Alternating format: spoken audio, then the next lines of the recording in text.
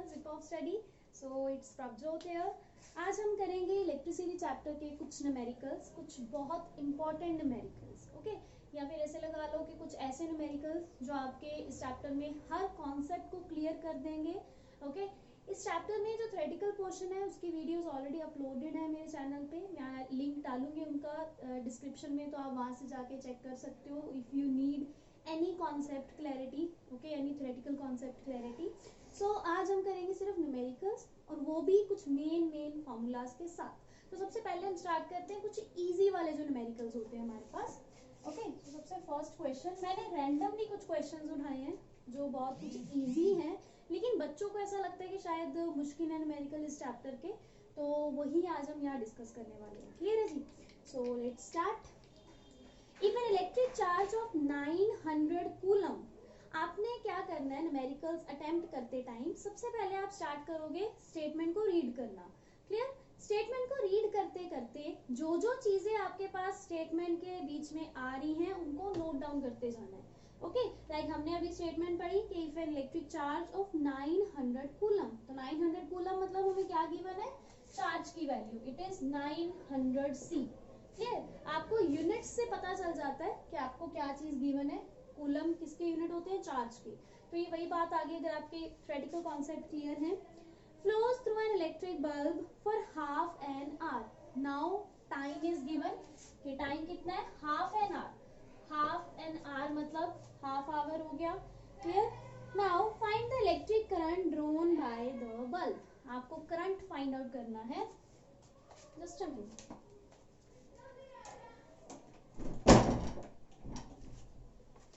हो जाता है कभी कभी, गली के बच्चे बहुत शोर कर रहे हैं बाहर, उसकी आवाज अंदर तक आ रही है।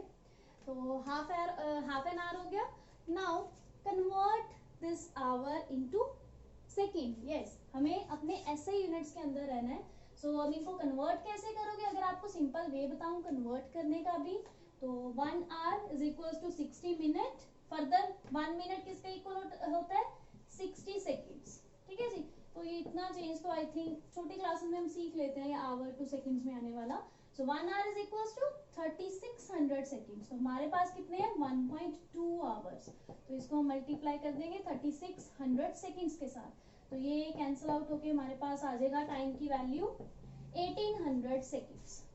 Clear? Now we have charge, now we have time. हमें फाइंड क्या करना था, find the electric current, okay. So statements यहाँ नहीं लिख रही मैं, टाइम वेस्ट होगा हमारा, वही हम अपने मेन जो टारगेट है न्यूमेरिकल्स को समझने का उस पर ज्यादा ध्यान देते हैं।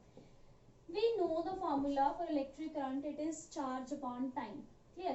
Now what is the value of charge, it is 900. What is the value of time, it is 1800. Clear? Now solve this, 0 cancel out with 0, okay, 9 2, तो इट विल बिकम 1/2, जिसको हम 0.5 एम्पियर भी लिख सकते हैं। क्लियर है जी? ये आपकी कैलकुलेशन के ऊपर है। ये था हमारा न्यूमेरिकल करंट के फॉर्मूले से, ठीक है, करंट के फॉर्मूले से रिलेटेड था। ऐसे ही आपको वोल्टेज वाला भी न्यूमेरिकल आ सकता है, V is equal to W/Q, जहाँ पे आपको वर्क डन, ठीक है, एंड चार्ज की वैल्यू गिवन हो सकती है, आपको वोल्टेज या पोटेंशियल डिफरेंस फाइंड करना हो, मे भी आपको पोटेंशियल डिफरेंस और चार्ज की वैल्यू गिवन हो, आपको वर्क डन कैलकुलेट करना हो, तो दोनों वे से आ सकता है, ठीक है। नाउ मूव ऑन टू एक और टाइप का न्यूमेरिकल जो मोस्टली बच्चों को ना कंफ्यूजन रहता है रेजिस्टेंस वाले न्यूमेरिकल्स के अंदर, बिकॉज वहां पे थोड़ी कैलकुलेशन भी अलग हो जाती है, एज वेल एज वहां पे वैल्यूज का एंड फॉर्मूलाज का भी फर्क आ जाता है थोड़ा सा। तो हम वही डिस्कस करेंगे अब। एक आधा हम न्यूमेरिकल करेंगे इसका रेजिस्टेंस वाला, राइट। तो स्टेटमेंट्स में अभी यहाँ नहीं लिखूंगी, आई जस्ट मैं आपको वर्बली बता देती हूँ स्टेटमेंट।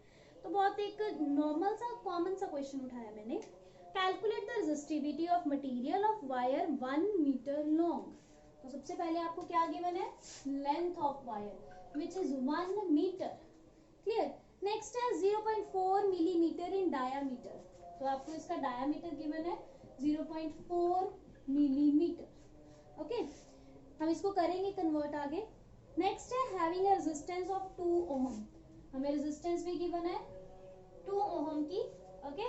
हमें क्या कैलकुलेट करना है, इसकी रेजिस्टिविटी फाइंड करनी है आपने, दिस वन, ठीक है जी। तो अब हमें क्या करना है, हमें हमारे रेजिस्टिविटी के फॉर्मूला के लिए क्या क्या चाहिए। This is the basic formula ना फॉर रेजिस्टिविटी। आपने रेजिस्टेंस का कॉन्सेप्ट पढ़ा होगा, रेजिस्टेंस क्या होती है, वो आगे किस किस फैक्टर्स पे डिपेंड करती है। फिर उसके बाद हम यहाँ से रेजिस्टिविटी निकालते हैं, तो दिस रेजिस्टिविटी, ठीक है, यही हमें यहाँ पे कैलकुलेट करनी है। सो हमारे पास यहाँ पे रेजिस्टेंस भी है, राइट, लेंथ भी है, ये हमें कैलकुलेट ही करना है। बचा एरिया। नाउ ये जो डायामीटर है ना, with the help of this diameter we will calculate area of wire. Okay, so सबसे पहले हम यही करेंगे। तो पहले तो आप इसी को कन्वर्ट कर लो, या फिर आप क्या कर सकते हो, पहले इसको सॉल्व कर लो फिर कन्वर्ट कर लो, एज योर विश। तो पहले इसको सिंप्लीफाई कर लेते हैं। मिली के अंदर होती है 10⁻³ मीटर। ओके, सो 1 मिली के अंदर ये होता है, ये हो गया। नाउ आप इसको फर्दर भी सॉल्व कर सकते हो, 0.4 से हटा के इसको 4 भी बना सकते हो, बट हम मेनली पहले फोकस करेंगे डायमीटर से रेडियस निकालने का, है ना। What is the formula? अगर हम डायमीटर और रेडियस को कंपेयर करते हैं तो थोड़ा फॉर्मूला सोचो उसका क्या होता है। डायमीटर किसके इक्वल होता है? रेडियस के डबल के equal, 2 of R. Yes, so 2 of R हो गया। इट मीन्स यहाँ से रेडियस कितना आ गया? Diameter upon 2। डायमीटर कितना था? ये वैल्यू 0.4 इंटू 10⁻³ अपॉन 2। यहाँ से पॉइंट में इसका हटा सकती हूँ, नीचे 10 लगा सकती हूँ आराम से। Clear? Now this 2 cancel out with this 4, तो वी लेफ्ट विद 2 इंटू 10⁻³ ये था, 10 की पावर 1 नीचे थी, ऊपर जाके क्या हो जाएगी? -1। क्लियर? ये बेसिक मैथमेटिक्स के स्टेप्स हैं, कैलकुलेशन है। r is equal to 2 into 10⁻⁻4 metre. तो ये आ गया हमारे पास radius. Now what is the formula of area? Area का क्या फॉर्मूला होता है हमारे पास? आप इसको नोट डाउन कर सकते हो, otherwise I am going to erase it. You can not note down this. Clear? Now अब हमें फाइंड करना है इसका एरिया। तो एरिया के लिए हम क्या करेंगे?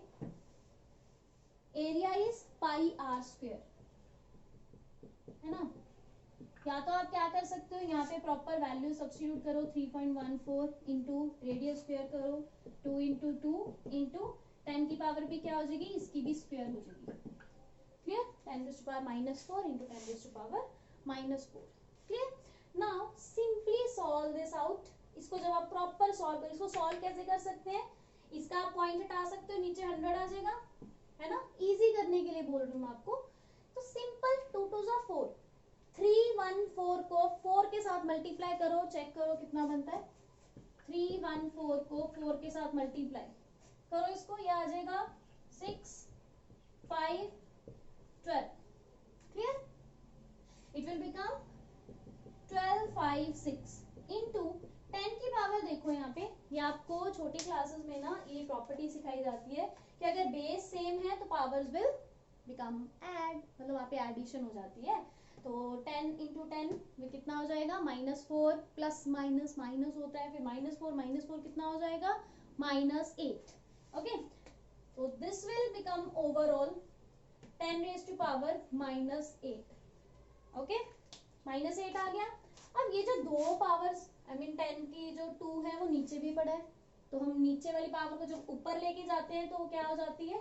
माइनस। तो ये यहाँ से भी खत्म हो जाएगा, ठीक है। तो पावर कितनी रह जाएगी? 10⁻⁻10। ठीक है, तो 1256 10⁻⁻10 आ गई, हमारा ये एरिया निकला है। ओके, इसको आप और भी छोटा कर सकते हो, नॉट अ प्रॉब्लम। छोटा मतलब आप इसको 1 पॉइंट में भी लेके जा सकते हो, 1.256। लेकिन इस चीज में ना बच्चों को बहुत प्रॉब्लम आती है, मैंने देखा है। उनको जीरोस का समझ नहीं आता कि एडिशन करें या सब्ट्रैक्शन करें, है ना। कि जब हम पॉइंट इस साइड शिफ्ट कर रहे हैं, पॉइंट इधर शिफ्ट कर रहे हैं, so that's we will discuss in another video. आप इसको 1256 भी रख सकते हो, कोई गलत नहीं करेगा इस चीज को। Okay, so this is area. Now we have all values for this. ये जो रेजिस्टिविटी फाइंड करनी है हमने, तो now just substitute all the values. Resistance is 2, resistivity तो हमने फाइंड ही करनी है, इसको एज इट इज रेजिस्टिविटी लिख दो। Length is 1 divided by, next हमारे पास क्या है? 1256 इंटू 10⁻⁻10। ओके, तो आप इसको करो सॉल्व। सॉल्व कैसे करोगे, इस सारी डिनोमिनेटर को उधर ले जाओ मल्टीप्लाई के लिए, आपके पास क्या रह जाएगा, सिंपल रेजिस्टिविटी। ठीक है, तो इसको आप करो सॉल्व, देखो आपकी वैल्यूज क्या बनती है यहाँ पे। आप इसको जब सॉल्व आउट कर लोगे, यहाँ मल्टीप्लाई में ले जाके 10 की पावर को आप एज इट इज भी छोड़ सकते हो, एंड आपकी रो की वैल्यू आ जाएगी यहाँ पे। ठीक है, बुक्स के ऊपर मत जाया करो हर बार, कई बार बुक वाले क्या करते हैं कि पॉइंट्स को इधर उधर शिफ्ट करके वैल्यू कुछ और बना देते हैं, उसकी वजह से 10 की पावर में भी चेंजेस आ जाते हैं। तो आप लोग क्या करते हो, सिर्फ पावर देख लेते हो कि चेंज आ रहा है, मेरी 10 आ रही है, बुक वालों की 12, 11 कुछ ऐसा आ रहा है, तो उसको मत फॉलो करो। अपनी कैलकुलेशन के ऊपर पूरा स्ट्रिक्ट रहो और सही होनी चाहिए कैलकुलेशन, तब, अदरवाइज नहीं, अदरवाइज आप ऐसी बुक वालों को गलत नहीं कर सकते हर बार। ठीक है, सो इसको सॉल्व आउट कर लेना। नेक्स्ट हम एक और न्यूमेरिकल करेंगे, रेजिस्टेंसेस वाला, मतलब जो जहाँ पे डायग्राम में आपको रेजिस्टेंसेस सीरीज में या पैरेलल में गिवन होती हैं, तो आपको बहुत प्रॉब्लम आती है उस चीज को समझने के लिए कि सीरीज में है या पैरेलल में है ना। ये चीज मैंने देखी है, बच्चों को मोस्टली इस चीज में प्रॉब्लम रहती है। सो इसको देखते हैं हम आगे, ये इसको तो आप कर ही लोगे solve, not a big deal I think so. 1256 को 2 के साथ मल्टीप्लाई करो, 6 to the 12, 5 to 10, 11, 4, 5, 2, ओके, तो ये आपका आ जाएगा। नेक्स्ट देखो हमारे पास है नेक्स्ट डायग्राम, इसको अगर एक बार चेक करना है, नोट डाउन करना है तो आप कर सकते हो। ठीक है जी, तो इसमें कोई खास नहीं था, जस्ट हमने एरिया वगैरह को वैल्यूज ही निकाली है।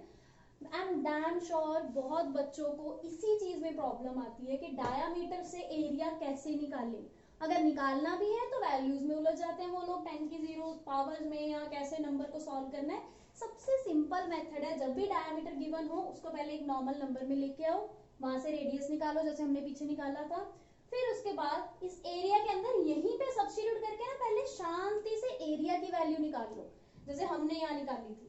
ठीक है, उसके बाद अपना ये जो मेन फॉर्मूला है वहां पे आओ और वैल्यू सब्स्टिट्यूट करो, अदरवाइज क्या हो जाता है, बहुत कुछ हौच पौच हो जाता है, सारी वैल्यूज आप इधर सब्स्टिट्यूट करते हो एकदम से, वो सब बहुत ज्यादा कंफ्यूजन होती है, बच्चे ही कंफ्यूज हो जाते हैं। ठीक है, तो बेटर है कि उस कंफ्यूजन से बाहर आए और न्यूमेरिकल्स को एक इंटरेस्टिंग वे से करें, है ना। इसको कोई ऐसे बोझ लेके दिल पे कि क्यों आ गए, कहाँ से आ गए, है ना, मैथ्स में थे हम तो मैथ्स से भागते थे, तो मैथ्स छोड़ के यहाँ पे भी आ गए हमारे पास। ठीक है, do it in interesting way. So next numerical, ये मैंने कुछ इंटरेस्टिंग सा डायग्राम आपके लिए लिया है ताकि आपको अच्छे से समझ आ जाए कि हमने करना क्या है। ठीक है, तो देखो यहाँ पे, calculate the total resistance of circuit shown in the figure, diagram मैं अभी बना रही हूँ यहाँ पे। सो देखो इस डायग्राम में क्या है ना कि आपको ये क्लियर हो जाएगा कि हमें कैसे देखना है कि कौन सी resistances are in series and कौन सी resistances are in parallel. Okay, otherwise बहुतों को तो इसी चीज की कंफ्यूजन रहती है कि कौन सी रेजिस्टेंस सर्किट के अंदर पैरेलल में है एंड कौन सी सीरीज के अंदर है। Okay, so this is 6 ohm resistance, clear. उसके बाद दो यहाँ पे लगी हुई है रेजिस्टेंसेस, क्लियर, दोनों की वैल्यूज है 4 ohm and 12 ohm, clear. This is R2, this is R3 and this was R1।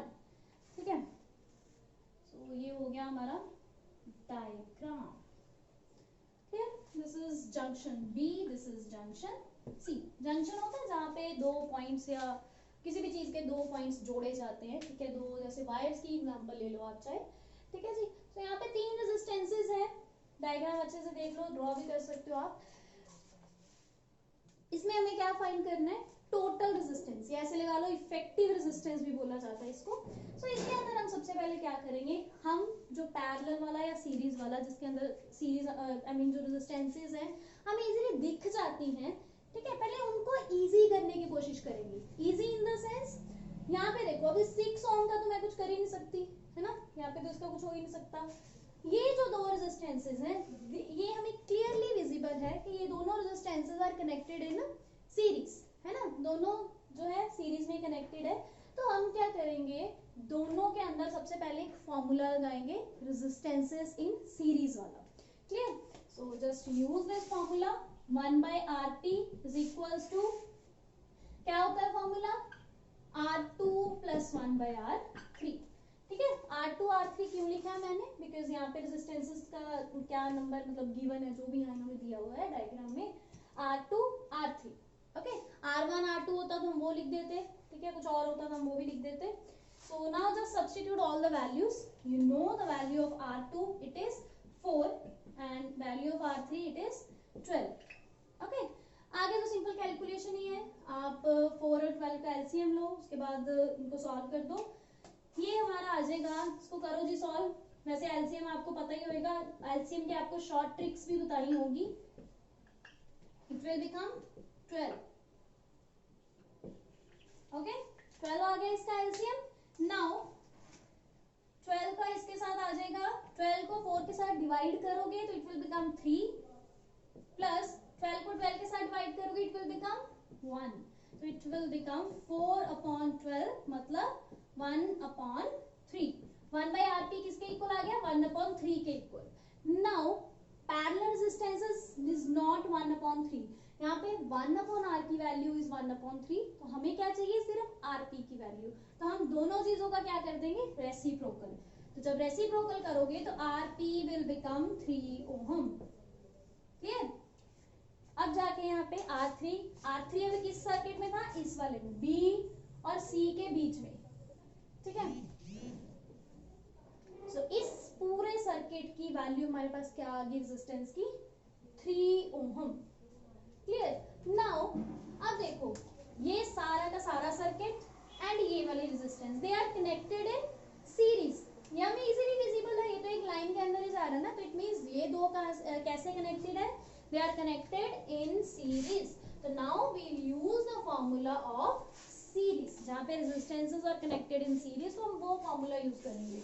It is RS is equals to R1 plus, now I will not write R2 और R3 because इनको तो solve हमने parallel के case में कर लिया. अब formula के अंदर मैं यहाँ क्या लिखूंगी? It is RP. P stands for parallel. ठीक है जी, आप कोई भी और नेम भी दे सकते हो. यहाँ पे कोई रिस्ट्रिक्शन नहीं इस चीज की. क्लियर? उसके बाद R1 इज 6, RP इज 3, तो 6 प्लस 3 इज 9 ओहम. डन.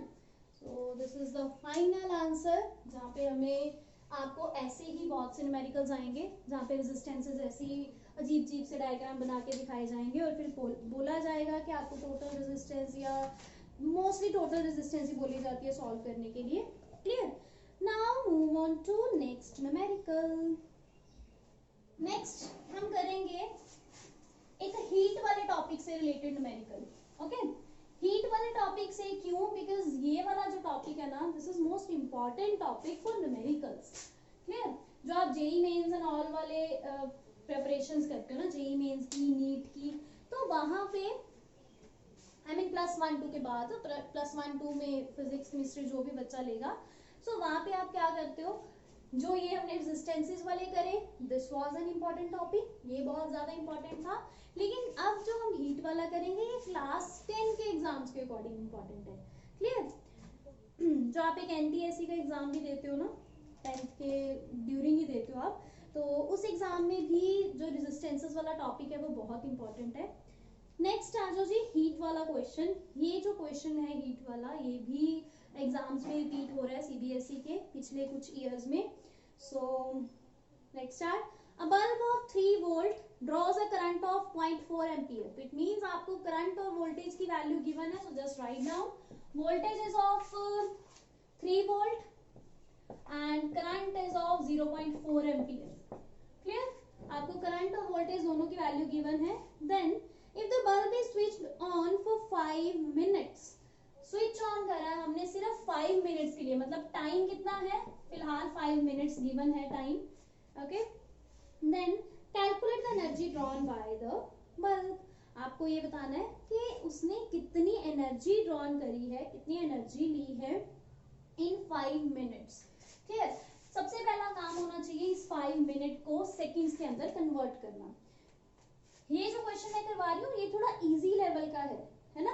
लेकिन सेम कुछ ऐसा ही टाइप का क्वेश्चन आपको एग्जाम में आता है, तो वो भी मैं करवाऊंगी इसके बाद। पहले हम थोड़ा इजी वाला देख लें, then we move on to next step. Clear? Convert this minute to 5 into 60 आ जाएगा, बिकॉज 1 minute contains 60 seconds। तो 5 into 60 is 300 seconds। क्लियर? एक बार चेक कर लो जस्ट, ठीक है। तो उसके बाद अब हमें करना है एनर्जी फाइंड करनी है इसकी।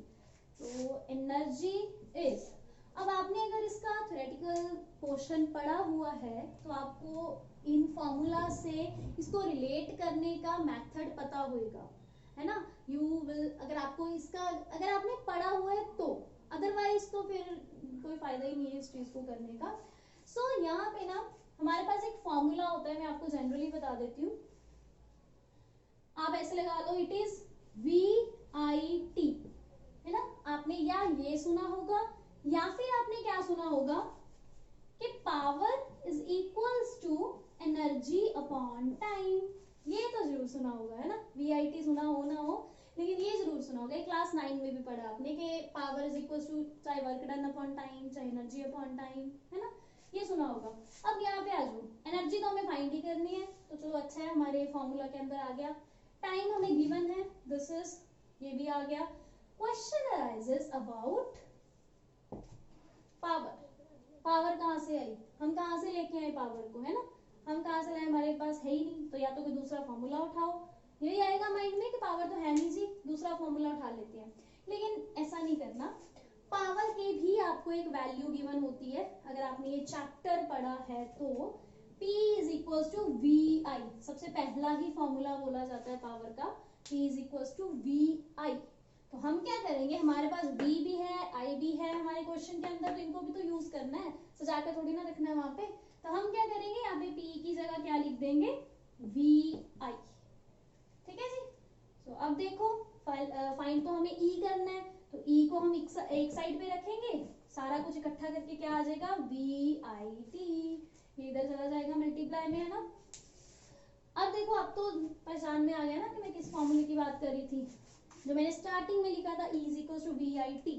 ये आपने नहीं सुना था, लेकिन आपने energy, power is equals to energy upon time सुना हुआ था। सो अब हमें इसी फॉर्मूला के अंदर अपनी वैल्यू सब्स्टिट्यूट करनी है। We know about voltage, current, time, तीनों चीजों के बारे में पता है, तो चुपचाप से वैल्यू सब्स्टिट्यूट करो और अपना आंसर निकालो। V, देन करंट की है 0.4, टाइम का है 300 सेकेंड। इसका पॉइंट हटा के नीचे 10 लगा दो, सो दैट 0 0 के साथ खत्म हो सके। 3 3 9, 9 4 36। मैथ्स का क्लास नहीं है ये, तो थोड़ा इसको आप ध्यान रखना कि आपको इतनी सी कैलकुलेशन तो आती हो, ओके। इतना सा तो आपका माइंड शार्प हो कि आप इसको सॉल्व कर सको। क्लियर? एक बार जस्ट चेक कर लो या नोट डाउन कर लो, ठीक है। अब चलते हैं इसी के जैसा एक न्यूमेरिकल, जो मैं आपको बोल रही थी कि थोड़ा इम्पोर्टेंट रोल प्ले करता है वो, तो हो गया ये तो। Now move on to next question, fifth question, जो इवन इम्पोर्टेंट भी है बहुत ज्यादा। लास्ट ईयर्स में कॉन्टिन्यूसली एक न्यूमेरिकल रिपीट हो रहा है, और वो यही वाला है, हीट वाला, ओके। तो let's start. Calculate the monthly bill for a heater of resistance 40 ohm। एक हीटर है जिसकी रेजिस्टेंस 40 ओम है, उसका आपको मंथली बिल फाइंड करना है। मंथ में डेज होते हैं 30, अप्रोक्सीमेट हम 30 लेके चलते हैं, 31 भी होते हैं, 28 भी होते हैं। तो 30 डेज के अंदर ये जो हीटर है कितना बिल लेके आया। जैसे हमारे घरों में इतनी डिवाइसेस चलती हैं, सर्दी गर्मी दोनों में, तो वो भी कुछ बिल लेके आती है ना कुछ तो पोस्ट करती हैं। Which is used on 220 mains, so it means आपको voltage given है 220, okay, then such that it used daily for 5 hours। तो टाइम है हमारे पास 5 hours। डेली वो जो हीटर है 5 घंटे के लिए चलाया जाता है। आप सपोज कर लो आपके घर पे हीटर चलता है सर्दी में, 5 आवर्स के लिए चलता है डेली, तो आपका एक मंथ में कितना बिल आएगा, बहुत सारा। अब हम कैलकुलेट करते हैं। 5 आवर्स को सबसे पहला कन्वर्ट करेंगे हम सेकंड्स के अंदर, तो इसको आप कर सकते हो, अदरवाइज नहीं, सेकंड्स रहने दो। यहाँ कौन सा हमें वो करना है, हमें तो हीट के अंदर जाना है ना, हीट का फॉर्मूला देखना है। तो वहां पे वॉट आवर में ही बात होती है, तो इसी वजह से हम इसको आवर्स में ही बात करेंगे। Then next is the cost of electric energy is ₹3.60 पर किलो वॉट आवर। इसी वजह से मैंने इसको कन्वर्ट नहीं करा, बिकॉज जो कॉस्ट है ना वो इन्होंने बता दी कि 1 किलोवाट आवर पे कितने रुपए लगते हैं, 3.60। क्लियर। तो हम यहाँ पे क्या स्टार्ट करेंगे, सबसे पहले तो हम निकालेंगे उसकी पावर, है ना, कि पावर कितनी लेता है। जब भी कोई इलेक्ट्रिक डिवाइस हमारे घर पे चलती है ना, तो उसकी पावर देखी जाती है कि कितनी है, क्योंकि उसी बेसिस पे वो हमारा बिल लेके आएगा। ठीक है, तो यहाँ से निकालो पावर। पावर का जो फॉर्मूला है वो आपको 2-3 फॉर्मूले करवाए जाते हैं जब आपको थ्योरेटिकल ये कॉन्सेप्ट करवाया जाता है। तो पावर के फॉर्मूला एक तो मैंने आपको अभी बताया VI वाला, है ना, एक हम करते हैं I² × R वाला। क्लियर। लेकिन यहाँ पे I नहीं है तो हम उसकी बात नहीं कर सकते। ठीक है, हम इसको फाइंड भी नहीं कर सकते इवन, क्योंकि चार्जेस नहीं है, क्या की वैल्यू नहीं है। तो हम यूज करेंगे फॉर्मूला V²/R वाला, बिकॉज V और R दोनों है हमारे पास।